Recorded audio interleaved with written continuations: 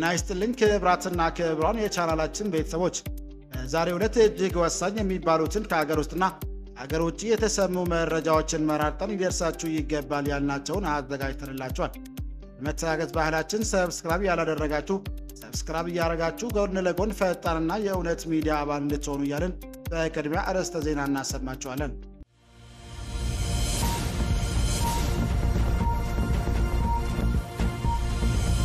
እንደ ዋዜማና አዲስ ስታንዳርድ እንዲሁም ገለልተኛ የሚዲያ ተቋማትን መዝጋት ሀሳብ ነጻነትና በዲሞክራሲ መርሆች ላይ የተቃጣ ጥቃት ነው ሲል ኢህአፓ ገለጸ።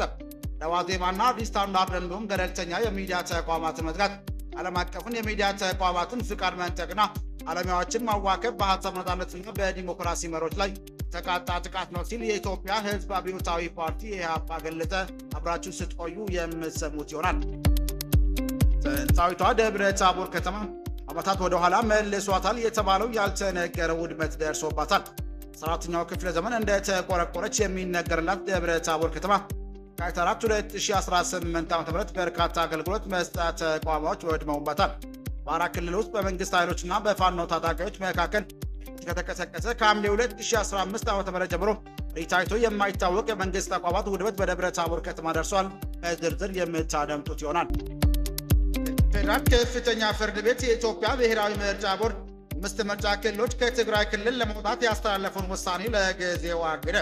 አዲስ አበባ የካቲት 19 2018 ዓ.ም ፌደራል ከፍተኛ ፍርድ ቤት የፌዴሬሽን ምክር ቤት 5 የምርጫ ክልሎች ትግራይ ክልላዊ መንግስት ውጭ ሆነው ምርጫ እንዲያደርጉ ያስተላለፈውን ውሳኔ ተከትሎ ኢትዮጵያ ብሔራዊ ምርጫ ቦርድ ያወጣውን መግለጫ የሚያግድ ጊዜያዊ ትዕዛዝ አወጣ። ታደምጡታላችሁ። የአባይ ወንዝ ውዝግብ እልባት ካገኘም ኢትዮጵያ ለቀይ ባህር መዳረሻ የምታደርገውን ጥረት እንደምትደግፍ መግለጿ ተዘገበ።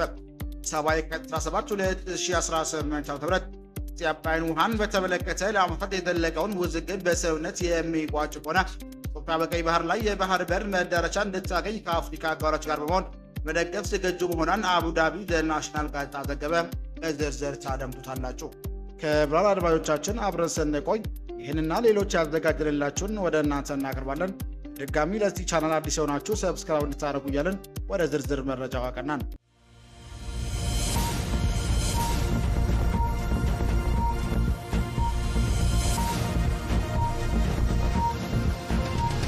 እንደ ዋዜማና አዲስ ስታንዳርድ እንዲሁም ገለልተኛ የሚዲያ ተቋማትን መዝጋት ሀሳብ ነጻነትና በዲሞክራሲ መርሆች ላይ የተቃጣ ጥቃት ነው ሲል ኢህአፓ ዘገበ።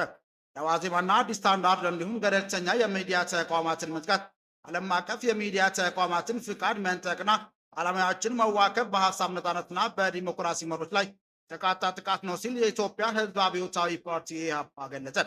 ትናንትና የካቲት 18 ቀን 2018 ዓ.ም ባወጣው መግለጫ ሚዲያዎችን እያገዱ ጋዜጠኞችን እያሰሩና እያሳደዱ እንዲሁም የሲቪክ ምህዳሩን እየከረቸሙ ነፃና ዲሞክራሲያዊ ምርጫዎችን መስበክ በህዝብ ላይ መቀለድ ነው ብሏል። ዲሞክራሲ በንግግሮች አይታወጅም፣ የሚፈተነው በተግባር ነው ያለው የፓርቲው መግለጫ ሚዲያዎችን ሲዘጉ እውነት፣ ግልጽነትና በመረጃ ላይ የተመሰረተ ምርጫን ይከለከላል። ይህ ጉዳይ አይደለም፣ ጭቆናና አፈና ነው ሲል ገልጿል። ኢህአፓ በመግለጫው የሚዲያ አፈናን፣ ጋዜጠኞችን ማዋከብ፣ ማሳደድና ማሰር እንዲቆም የጠየቀ ሲሆን ሙያች ምክንያት የታሰሩ ጋዜጠኞች በአስቸኳይ እንዲፈቱ አሳስቧል። ፓርቲው መግለጫውን ያወጣው የኢትዮጵያ መገናኛ ብዙሃን ባለስልጣን አዲስ ስታንዳርድ የበየነ መረብ መገናኛ ብዙሃን ምዝገባ ምስክር ወረቀት ትናንትና የካቲት 18 ቀን 2018 ዓ.ም ጀምሮ መሰረዙን ማስታወቁን ተከትሎ ነው። ስልጣኑ ባወጣው መግለጫ አዲስ ስታንዳርድ የበየነ መረብ መገናኛ ብዙሃን የሚዲያ ስነ ምግባርን፣ የኢትዮጵያ ሕጎችና የሀገርን የሕዝብን ብሔራዊ ጥቅም አደጋ ላይ የሚጥሉ ዘገባዎችን በተደጋጋሚ በመሰራጨት ላይ ይገኛል ብሏል።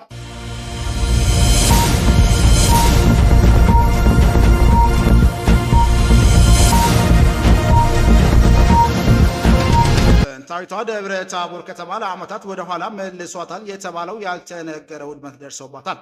14ኛው ክፍለ ዘመን እንደተቆረቆረች የሚነገርላት ደብረ ታቦር ከተማ ከ4 2018 ዓ.ም በርካታ አገልግሎት መስጫ ተቋማት ወድመውባታል። በአማራ ክልል ውስጥ በመንግስት ኃይሎችና በፋኖ ታጣቂዎች መካከል ከተቀሰቀሰ ሐምሌ 2015 ዓ.ም ጀምሮ ታይቶ የማይታወቅ የመንግስት ተቋማት ውድመት በደብረ ታቦር ከተማ ደርሷል። ክልሉ ባለፉት ዓመታት የንጹሐን ግድያን ጨምሮ ብረቶች መውደማቸውን የተለያዩ ሪፖርቶች ያመለከቱ ሲሆን ግጭቱ ከተቀሰቀሰ ወዲህ በከተማዎች ላይ ግን ሰፊ ውድመት ሲደርስ ደብረ ታቦር ተቋማት ውድመት የመጀመሪያው ነው። ቢቢሲ ያሰባሰባቸው መረጃዎች እንደሚያመላክቱት ከተማው ረቡዕ የካቲት 4 2018 ዓ.ም ጠዋቱ 12 ሰዓት እስከ ቀኑ 10 ሰዓት ገደማ በዘለቀው ግጭት ውስጥ ቀበሌው አስተዳደር ጽሕፈት ቤቶች እስከ ዞኑ መምሪያ ድረስ 20 የሚደርሱ ተቋማትና ተሽከርካሪዎች መውደማቸውን መረዳት ችሏል። አማራ ክልል ዋና ከተማ ባህር ዳር 100 ኪሎ ሜትር ገደማ ርቀት ላይ በትገኘው በደቡብ ጎንደር ዞን ከጥር መጨረሻ አንስቶ ፋኖ ታጣቂዎችና በመንግስት ኃይሎች መካከል ከባድ ውጊያ ሲደረግ እንደነበር ነዋሪዎች ገልጿል። ፋኖ ኃይሎች በበኩላቸው አካባቢው ጠንካራ ጥቃቶችን ፈጽመው መረዳዎችን መንግስት ኃይሎች በማስለቀቅ መቆጣጠራቸውን እንዳስታወቁም ተነግሯል። እዚህ ጋር በተያያዘ የፋኖ ታጣቂዎች ደቡብ ጎንደር ዞን ዋና ከተማ የሆነችው ደብረ ታቦር ከተማን መቆጣጠር የካቲት 4 2018 ዓ.ም ረዳት ጥቃት መክፈታቸውን ነዋሪዎች ለቢቢሲ በወቅቱም ተናግሯል። ዕለቱ ከነጋት አንስቶ ታጣቂዎች በከፈቱት ጥቃት ሁለቱም ወገን የደረሰው ጉዳት በተመለከተ እስካሁን ወጣ ይፋዊ አሃዝ ባይኖርም በከተማው ባሉ ተቋማት ላይ የቁሳቁስ ውድመት መድረሱን ቢቢሲ ከተለያዩ አካላት ያሰባሰባቸው መረጃዎች ያሳያሉ። በርካታ ነዋሪዎች በከተማው ዙሪያ በነበረው ታጣቂዎች እንቅስቃሴ ስጋት እንዲሁም ጠዋት ላይ በመንቀሳቀሱ አብዛኛውን የከተማ ማህበረሰብ እንቅስቃሴ በቤቱ ውስጥ ተገድቦ እንደነበርም ተናግሯል። ረቡዕ ዕለት የተቀሰቀሰው የሁለቱ ወገኖች ግጭት ከፍተኛ ጦርነት ሲሉ የገለጹት የከተማው ከንቲባ አቶ ደሴ መኮንን ውጊያ በፋኖና በአካባቢ ጸጥታ ኃይሎች መካከል መሆኑንም ተናግሯል። አንድ የደብረ ታቦር ነዋሪ በማህበረሰብ የትስስር ገጾች ምስሎችን ካዩ በኋላ እጅ ላይ ወጥተው ጥቁር ጭስ ወደ ሰማይ ሲተለተል መመልከታቸውንም ገልጿል። እሱን ሲመለከቱ ተደንግጠናል፣ ሁሉም ሰው ደንግጧል፣ ስሜት አልነበረም ሲሉ የነበረውን ሁኔታ ያስታውሳሉ። ሌላ ነዋሪ በከተማው ዳርቻ ላይ የሚገኙ ተቋማት ቀኑን ሙሉ ሲቃጠሉ እንደነበርም ተናግሯል። ሌላ ነዋሪ ደግሞ 2 ፖሊስ ጣቢያዎችን ጨምሮ 5 የመንግስት ተቋማት ሙሉ በሙሉ አመድ ሆነው መውደማቸውን በአይናቸው እንዳዩ ለቢቢሲ ተናግሯል። ቢቢሲ ከሌሎች ነዋሪዎችና ከከተማው አስተዳደር ባገኘው መረጃ 4 የመንግስታት መዋቅር ስር የሚገኙ ተቋማት፣ አምቡላንሶች፣ ተሽከርካሪዎች፣ ማሽኖችና ሰነዶችን ጨምሮ የቢሮ መገልገያ ቁሳቁሶች ቃጠሎ ሰለባ መሆናቸውን መገንዘብ ተችሏል ብሏል። ደቡብ ጎንደር ዞን ለወረዳዎች የሚከፋፈል መድኃኒት ማከማቻ ያለው ጤና መምሪያና በጣሊያን የወረራ ጊዜ የተገነቡ የዞኑ መሬት ሲቪል ሰርቪስ እና ፖሊስ መምሪያዎች ጨምሮ 6 ቢሮዎች መቃጠላቸውን እማኞች ተናግሯል። እንደ ግቢውና የድሮው ከንቲባ ቢሮ ተብሎ የሚጠራው ስፍራ የሚገኙ የደብረ ታቦር ከተማ አስተዳደር 6 ቢሮዎች እንዲሁም የገብርዬ ክፍለ ከተማ ፖሊስ ጣቢያን ጨምሮ 2 የአስተዳደር ጽሕፈት ቤቶች መቃጠላቸውን ምንጮች ተናግሯል። ደብረ ታቦር በዙሪያው ያሉ ቀበሌዎችን በወረዳነት ያቀፈው ፋርጣ ወረዳ ዋና መቀመጫ ሲሆን የወረዳ ፖሊስ ጣቢያና ገቢዎች ቢሮውን ጨምሮ አጠቃላይ 4 ተቋማትና በርካታ ተሽከርካሪዎች መውደማቸውን ቢቢሲ ተረድቷል። የወረዳ ዙሪያ የሚገኙ የግለሰብ ቤቶችን መቃጠላቸውን ነዋሪዎች ሲናገሩ የከተማው ከንቲባ አቶ ደሴ መኮንን 4 የግለሰብ ቤቶች መቃጠላቸውን ለቢቢሲ ተናግሯል። ነዋሪ ማንነታቸው መግለጽ ያልፈለጉትን መንግስት የስራ ኃላፊ የመኖሪያ ቤት እንዲሁም ዞን መራሮች መጠለያ የተባለ እንግዳ ማረፊያ መቃጠሉን ተጠቁሟል። ደብረ ታቦር ከተማ ከንቲባ አቶ ደሴ ውድመቱን አሳዛኝና የማይጠበቅ ብለውታል። ከባድ ጉዳት ነው የደረሰው፣ ማህበረሰቡ አገልግሎት የሚያገኝባቸው ቦታዎች ናቸው። ፋይናንስም፣ ፖሊስም፣ ሚሊሻም የማህበረሰቡ ጥሩ ስሜት የለውም። ምክንያቱም የማህበረሰቡ ሰነደው የጠፋው የተቃጠለው የመረበሽ ስሜት አለ ሲሉ አንድ ነዋሪ ስለ ውድመቱም ተናግሯል። ሌላ ነዋሪ በበኩላቸው ውድመቱን አሳዛኝና አሳፋሪ ብለው የገለጹ ሲሆን ከባድ መሳሪያዎች ጥቅም ላይ ቢውል ኖሮ ከዚህ የከፋ ውድመት ይከሰት ነበር ብለዋል።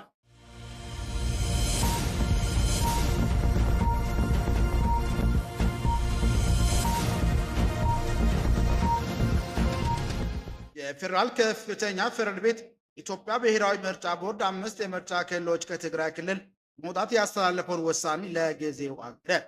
ፌዴራል ከፍተኛ ፍርድ ቤት የፌዴሬሽን ምክር ቤት 5 ምርጫ ክልሎች ከትግራይ ክልላዊ መንግስት ውጭ ሆነው እንዲያደረጉ ያስተላለፈውን ውሳኔ ተከትሎ ኢትዮጵያ ብሔራዊ ምርጫ ቦርድ ያወጣውን መግለጫ የሚያግድ ጊዜያዊ ትዕዛዝ ሰጠ። ፍርድ ቤቱ ይህንን እገዳ ያጣለው ጉዳዩ በዝርዝር ታይቶ ውሳኔ እስኪሰጥበት ድረስ ነው። እስከ ፍርድ ቤቱ ትዕዛዝ ከሆነ እገዳ ውሳኔው የተላለፈው ዲሞክራሲያዊ ስምረት ትግራይ የካቲት 16 ቀን 2018 ዓ.ም ወኪላቸው በአቶ ጌታቸው ረዳ አማካኝነት በብሔራዊ ምርጫ ቦርድ ላይ ያቀረቡት አቤቱታ መሰረት ነው። መዝገቡ ቁጥር 35/1364 የተቀመጠውን ይህንን መዝገብ ዳኛ ሰብለ ክንፌ፣ ዳኛ ወንደሰን ታደሰና ዳኛ አሸናፊ ወርቅነህ የተሰየሙበትን የዳኞች ቡድን እየተመለከተው ይገኛል። ፍርድ ቤቱ በሰጠው ትዕዛዝ ብሔራዊ ምርጫ ቦርድ ለአመልካዮች ክስና የቀረቡበት ማስረጃዎች መደበኛ ምላሽ እስኪሰጥ መመሪያ አስተላልፏል። እዚህም ሲባል ለምርጫ ቦርዱ መጥሪያ እንደሚላክለት ፍርድ ቤቱም ገልጿል። ሁሉም በላይ ደግሞ ፍርድ ቤቱ ቀደም ሲል ትግራይ ብሔራዊ ክልላዊ መንግስት ሊተዳደሩ የነበሩትን 5 ምርጫ ክልሎች የሚመለከተውን የብሔራዊ ምርጫ ቦርድ ውሳኔ ተግባራዊ የሚሆን ከሆነ አሁን እየተካሄደ ያለው የህግ ክርክር ትርጉም አልባ ሊያደርገው እንደሚችል በውሳኔው አመላክቷል። የተጠቀሰው ውሳኔ ተፈጻሚ መሆን አሁን እየተካሄደ ያለውን የህግ ክርክር ትርጉም አልባ ስለሚያደርገው ፍርድ ቤቱ በፍትህ ብሔርና ቁጥር 154 መሰረት ከሳቹ ባስተላለፈው ውሳኔ ላይ ጊዜያዊ የእገዳ ትዕዛዝ በዚህ መዝገብ ሰጥቷል ሲል ፍርድ ቤቱ ትዕዛዝ ይገለጻል። ይህ የእገዳ ትዕዛዝ ፍርድ ቤቱ በጉዳዩ ላይ ክርክር ሰጥቶ መደበኛ ውሳኔ እስኪሰጥ ድረስ ጸንቶ ይቆያል። በተጨማሪም ፍርድ ቤቱ የእገዳ ትዕዛዙ ለብሔራዊ ምርጫ ቦርድ ይፋ እንዲደርሰው መመሪያ ሰጠ ሲሆን ተከሳሹ ምርጫ ቦርድ ማንኛውም ተቃውሞ ወይም አስተያየት በቀጣይ ቀጠሮ ላይ ማቅረብ እንደሚችልም ገልጿል። ቀደም ሲል በየካቲት 16 ቀን 2018 ዓ.ም ስምረት ፓርቲ የፌዴሬሽን ምክር ቤት ቀደም ሲል ትግራይ ክልል ይታደሩ ከነበሩ ወረዳዎች ላይ ምርጫ ክልሎች ለመቀነስ ያስተላለፈውን ውሳኔ እንዲቀለብስ ማሳሰቡም ይታወሳል። ፓርቲው አክሎም እርምጃው ህገ መንግስታዊ እንዳልሆነና ኢትዮጵያ ፌዴራል ስርዓት ላይ የተደነቀ አደጋ መሆኑን ገልጿል። ፓርቲው ለፌዴሬሽን ምክር ቤትና ለኢትዮጵያ ብሔራዊ ምርጫ ቦርድ ባላከው ደብዳቤ ምክር ቤቱ ከተሰጠው ህገ መንግስታዊ ስልጣን በላይ መሄዱን ሞግቷል። ፓርቲው እንደገለጸው ከሆነ የምክር ቤቱ ስልጣን ከህገ መንግስት ትርጉምና በወሰን ክርክሮች አፈታት ላይ ብቻ የተገደበ ነው ብሏል። ፓርቲው ማንኛውም የወሰን ለውጥ በህዝብ ውሳኔ ሂደት መከናወን እንዳለበት አጥብቆ የገለጸ ሲሆን አከራካሪ በሆኑ አካባቢዎች ምርጫን በፌዴራል ደረጃ ማስተዳደር አስተዳደራዊ መሬት ነጠቃ እንደሆነም አስጠንቅቋል። በተጨማሪም ስምረት ፓርቲ ብሔራዊ ምርጫ ቦርድ የቀረበለትን መመሪያ መቀበሉን ተችቷል። ይህም የቦርዱን ህገ መንግስታዊ ነጻነት የሚሸረሽርና ምርጫ ሂደቱ ተአማኝነት ላይ ጥርጣሬ የሚፈጥር ነው ብሏል። ቀደም ሲል የትግራይ ጊዜያዊ አስተዳደር ውሳኔውን አጥብቆ ያወገደ ሲሆን እርምጃው ህገ መንግስቱና የፕሪቶሪያ ሰላም ስምምነት የሚጥስ አደገኛ አካሄድ መሆኑን አስጠንቅቋል። ተመሳሳይ የካቲት 17 ቀን 2018 ዓ.ም ትግራይ ጊዜያዊ አስተዳደር ካቢኔ የኢትዮጵያ ብሔራዊ ምርጫ ቦርድ ያሳለፈውን ውሳኔ ተከታታይ መግለጫ አጥብቆ አውግዟል። ካቢኔው ቦርዱን ህገ መንግስቱን ጥሷል ሲል የከሰሰ ሲሆን ፌዴሬሽን ምክር ቤት መመሪያ መሰረት የትግራይ ግዛቶች መገንጠል ክልሎች ለማፍረስ በማሴር ላይ ይገኛል ብሏል። ካቢኔው በማንኛውም አካል የሚተላለፍና ከህግ ጋር የሚቃረን ማንኛውም ውሳኔ ተቀባይነት የለውም ሲል የጠቆመ ሲሆን ቦርዱን እርምጃ ትንኮሳ፣ ጸረ ህግና ጸረ ህዝብ ማለት ገልጾታል። በገለጻው መሰረት ውሳኔው ሬቱና ህዝቡን ከክልሉ በመንጠል ትግራይን ለማፍረስ ያለመ ነው ያለ ሲሆን ለእንዲህ አይነቱ ውሳኔ ምንም አይነት ህጋዊ ምክንያት ሊቀርብ አይችልም ሲል አክሏል። ካቢኔው ብሔራዊ ምርጫ ቦርድ በህዝቦች መካከል ግጭት በመቀስቀስ ርካሽ ፖለቲካ ትርፍ ለማግኘት እየሰራ ነው ያለ ሲሆን አከራካሪ የተባሉ አካባቢዎች በታሪክ ማንነት፣ በህገ መንግስቱና በማንኛውም መስፈርት ሊመዘኑ ያለምንም ጥርጥር የትግራይ አካል መሆናቸውንም ወጉቷል። አክሎም እነዚህ አካባቢዎች የመንግስት የህግ ማስከበር ጦርነት ወቅት ቢሆን በመንግስት መጀመሪያ ትርክት ውስጥ ተካተው አያውቁም ሲልም ገልጿል። ካቢኔው ራስን የመግዛትና አስፈላጊነት በመጥቀስ ማንኛውም ክርክር በህዝቦች መካከል ግጭትን የሚቀሰቅሱ እርምጃዎች ሳይሆኑ በህግና በውይይት መፈታት አለበት ሲሉም አሳስቧል። ካቢኔው በቀጥታ ለአማራ ህዝብ ጥሪ ያቀረበ ሲሆን ጎረቤቶቻችን ከወንድሞቻችን ከአማራ ህዝብ ጋር ያሉ ልዩነት በህጋዊ መንገድ በውይይትና በጋራ መግባባት መፈታት እንዳለባቸው ገልጿል። ተጨማሪም የአማራ ህዝብ ተጨማሪ ግጭትና ጦርነት ግብዳ የሆነውን ይህን ህገ ወጥ ውሳኔ እንዲቃወምም ጥሪ አቅርቧል። ካቢኔው ሰላም ሁልጊዜም ቢሆን የትግራይ ህዝብ ምርጫ መሆኑን በድጋሚ በማረጋገጥ ታማኝነት ያለው ምርጫ ሊካሄድ የሚችለው ይዘው ያሉ አካባቢዎች ነፃ ሲወጡ፣ ተፈናቃዮቻችን፣ ስደተኞች ሲመለሱ እንዲሁም በላው ክልል ሰላም ሲሰፍን ብቻ መሆኑን አሳስቧል። የተመረጡ ትግራይ ግዛቶች በፈቃድ አሳልፎ መስጠት በህግና በታሪክ የሚያስጠይቅ ተግባር ነው ሲልም አስጠንቅቀዋል።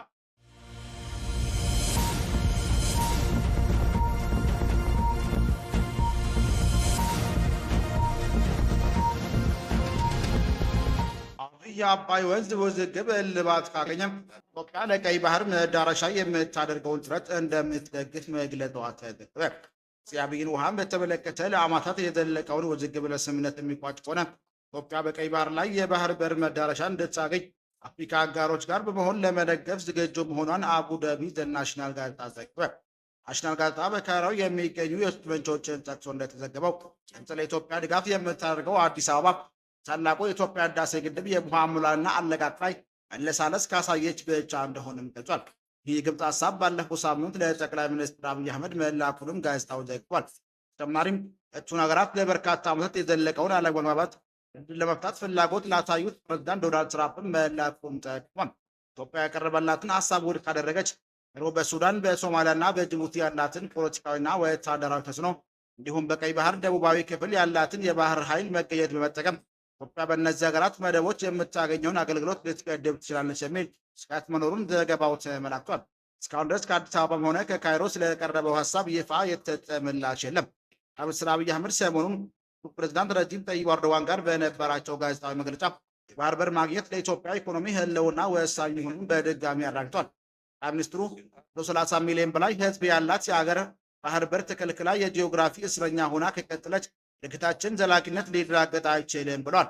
ሆኖም ወዳጅ ሀገራት ኢትዮጵያ በሰላማዊ መንገድ የባህር በር ለማግኘት ብታደርገውን ጥረት ገንቢ ሚና ሊጫወቱ የሚችሉበትን ጉዳይ ላይ ቱርክ መሪ ጋር መወያየታቸውን ተናግሯል። ይህ የተገለጸው ግብፅና ቱርክ ግንኙነታቸው እያሻሻለ በመጣበትና ሱዳን ጉዳይ ላይ ያላቸው አቋም እየተቀራረበ ባለበት ወቅት ነው። ሁለቱ ሀገራት ግብፅና ቱርክ ሊቢያ ጉዳይ ላይ የነበራቸውን ልዩነት በመፍታት እርቅ ላይ የደረሱ ሲሆን የባህር በር ስምምነትን በተመለከተ ከኢትዮጵያ ጋር ውጥረት ውስጥ ከምትገኘው ሶማሊያ ጋርም የጠበቀ ግንኙነት መመስረታቸው ተገልጿል። ግብፅ ህዳሴ ግድብን እንደ ህልውና ስጋት የምታየው ሲሆን በተለይም በድርቅ ወቅት የሚለቀቁ የውሃ መጠን የሚወስን ህጋዊ አስገዳጅ ስምምነት እንዲኖር ስትወተውትን ቆይታለች። ኢትዮጵያ በኩሏ ግድቡ ለልማትና ኃይል አቅርቦት ፍላጎት የማይጠቃ መሆኑን ገልጻለች።